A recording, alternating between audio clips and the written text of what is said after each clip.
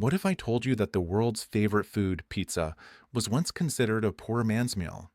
Today, it's a multi-billion-dollar global obsession. But how did a humble flatbread rise to rule the world's appetite? Before we even called it pizza, ancient civilizations were already experimenting with something remarkably similar. In Egypt, Greece, and Rome, people baked flatbreads topped with herbs, oils, and sometimes cheese. These were simple, practical meals, food that didn't require utensils, easy to carry, and satisfying to eat. The Greeks called their version plakes, while the Romans had paesia, a flatbread cooked in the ashes of the hearth. Sound familiar? That Roman word paesia eventually evolved into pizza, the name we know today. But pizza as we imagine it, with tomato sauce and melted cheese, wouldn't appear until much later. Because one key ingredient hadn't even arrived in Europe yet, the tomato. Tomatoes came from the Americas after the Spanish colonization in the 1500s. At first, Europeans were suspicious.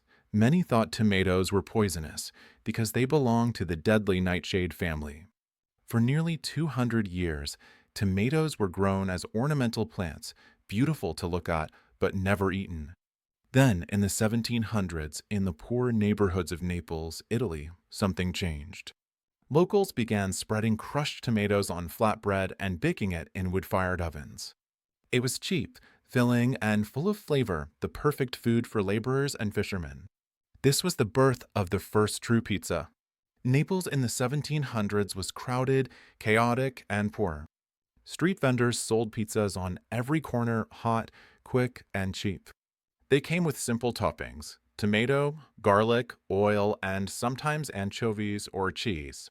Pizza was so tied to the working class that the wealthy considered it disgusting. Writers of the time even mocked Neapolitans for eating it with their hands instead of forks. But to the people of Naples, pizza wasn't just food, it was survival. It was fast, affordable, and deeply local. And then, one royal taste would change everything. In 1889, King Umberto I and Queen Margherita visited Naples. Legend says the queen grew tired of the fancy French dishes served at court and wanted to try something ordinary, something local. A local pizzaiolo, Rafael Esposito, was summoned to make her a pizza. He prepared three kinds, but the one she loved most was topped with tomato, mozzarella, and basil, colors representing the Italian flag. In her honor, he named it Pizza Margherita. From that moment, pizza went from a peasant's meal to a symbol of national pride. In the late 1800s, Italian immigrants carried their traditions and their pizza recipes across the Atlantic. At first, pizza was found only in Italian neighborhoods of cities like New York and Chicago. The first documented pizzeria in the U.S. was Lombardi's, opened in 1905 in New York City. It became a cornerstone of immigrant life, serving coal-fired pies to workers craving a taste of home.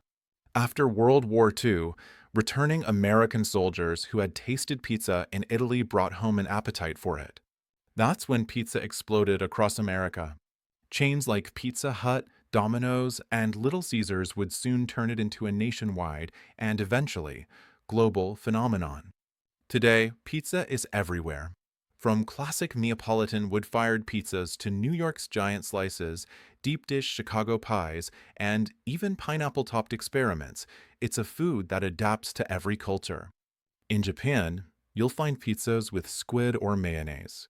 In India, they come topped with paneer and curry sauce. In Brazil, green peas are common.